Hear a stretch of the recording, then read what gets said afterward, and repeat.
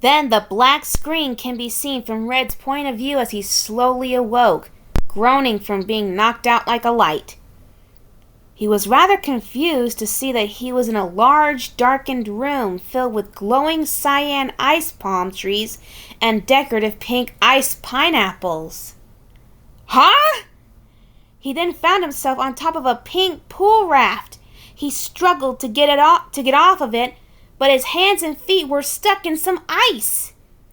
Silver was also on a pool raft with her hands and feet in ice too. Hey, you done? What happened? Oh, let's see. Well, you got us captured and trapped in ice on top of giant pool toys. Good job.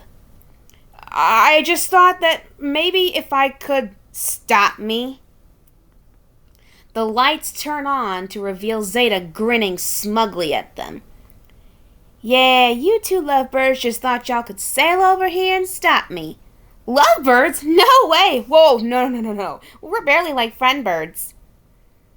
Zeta then joined them in her pink flamingo inner tube. So typical. Type A male paired with a strong female, 2 kids and a talking rodent, and you just can't stand it, can ya? Well, let me guess. You prefer to fly so low, I have to save everybody all by myself. Just like a man. Ooh, ouch. That is kind of true, though. Maybe she was a little clingy at times. Maybe she gave you that engagement ring a little bit too early. I don't think she's talking about us. Maybe she's talking about... Zeta put her talon over Silver's mouth. Debbie! Turn on the TV! Yes. Okay. It's the one with the red button on top. Debbie looked at the remotes, which all had red buttons. Okay. Zeta grabbed one. Red, Debbie. What I'm planning to do is... She turned on a TV that showed both Bird Island and Piggy Island. Take these little bitty undeveloped islands and turn them into... The 2 islands turn into fancy summer resorts. My own personal paradise. You're insane! I am putting myself first. 'Cause you know what? I worked hard for it, and I deserve it. All I gotta do is clear out all these inhabitants. The screen then showed that the target was locked on Bird Island. You're a monster! Glenn, show them what I'm talking about. Glenn rolled his eyes and grumbled as he spoke Spanish, setting down the button. Excuse me? Are you getting smart with me right now? Glenn then pressed the button with his foot. A lava-filled ice ball shot out of it. The lava ball fired out of the mouth of the volcano. While in the air, the hatchlings, piglets, and May were riding in a piggy blimp heading towards Bird Island. I can't believe we're soaring through the sky! Sky! All thanks to all pig pals, they are cool guys! Guys! But then one of the lava balls went sailing down from the sky and spun the piggy blimp. Wow! What the heck was that? Piggy Island! They saw the lava balls destroying Piggy Island. Bubba, one of the pigs, spoke through a speaker. Attention everyone! It is imperative that you all run for your lives! Bubba ran and jumped out of the tower before a lava ball crashed through it. The pigs were all running for their lives, screaming in terror as the lava balls went on destroying everything. Then more lava balls flew through the air. Bird Island! My mommy and daddy and big sister. Zoe teared up. My family! At Matilda and Terrence's house, Terrence noticed the empty crib and began frantically searching for his missing daughters. A lava ball destroyed their house as Matilda was gardening. "Terrence, where are the kids?" Where are the kids?" In the village, birds were running for their lives. "I don't understand. I thought Red was supposed to save us!" He and Ella both ran as a lava ball destroyed one house. "Ah!" Hatch was running around in a panic. "We're all gonna die!" Mime was doing his usual mime movements to some birds about to use the slingshot when the birds all saw a lava ball heading for them and ran away screaming. "Oh my God!" The lava ball crashed, but it left a rectangle-shaped gate with Mime in the middle of it. "Huh, oh my God." He mimicked opening the door, and another lava ball crashed.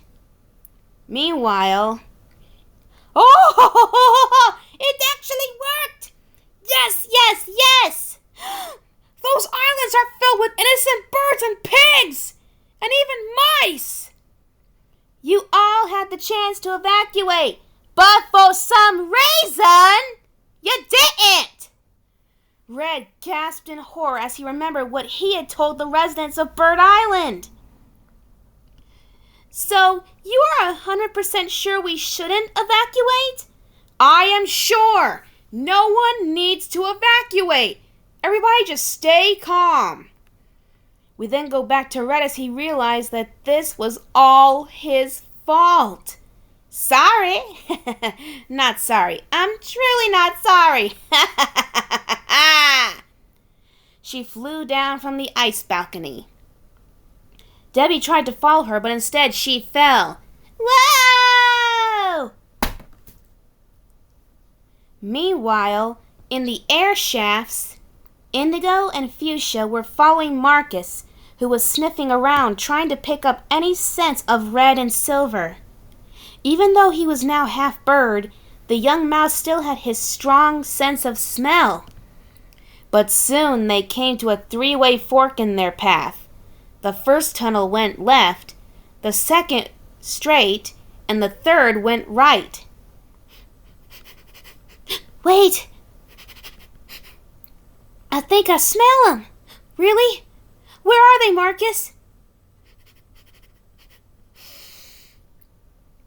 Marcus pointed to the left. "That way! Just keep on following me." So Indigo and Fuchsia continued following Marcus to the left air vent tunnel. Then, with the young mouse bird hybrid's help, they climbed upwards. Then they continued on forwards through a new shaft, following Marcus through the slightly dark tunnel. Then they finally came to the end of one vent shaft. Marcus peeked through the vent and gasped. "There they are! I see them! Oh, but they look like they're stuck on some weird pink thingies." "Dad! Silver!" "What? Huh? Indigo! Is that you? Where are you?" Indigo poked his hand out and waved it. "I'm over here, Dad! In here!" "So am I! We're in this vent!" Fuchsia poked her hand out and waved it as well. "I'm here too!" Marcus stuck part of his tail out and shook it. "Hi!" "Kids! Oh, thank goodness you're all okay! Don't you worry, Miss Silver. We're gonna get you and Red out of there!" Now, if only there was a way for us to get out of this thing. Indigo shook the air vent opening, trying to get it to open. "Don't worry, Indigo. I know what to do." Huh? Watch." Fuchsia closed her eyes, and her one head feather with the 4-pointed star on it lit up, and she pressed both hands on the vent. Then it began to glow bright pink, and the bolts that were holding the vent in place began to unscrew on their own. Soon the vent shaft was open. Marcus and Indigo's mouths dropped open in amazement. Telekinesis. Svucius smiled proudly. And so, as quickly and as quietly as they could, the two young birds and one mouse-bird hybrid made their way across the icy floor to the frozen pool, where Red and Silver were still trapped on their pool rafts. Dad! Indigo ran over to Red. Indigo! He tried again to move his arms, but of course he couldn't. If my limbs weren't frozen, literally, I'd hug you. But how did you three escape from the eagles? We have Marcus to thank for that. Aw, shucks. Marcus blushed. I just couldn't stand by and let those eagles get the best of us. Marcus wiggled his long tail. Well, I'm glad you and the others are all right. Now you three have got to get us out of here.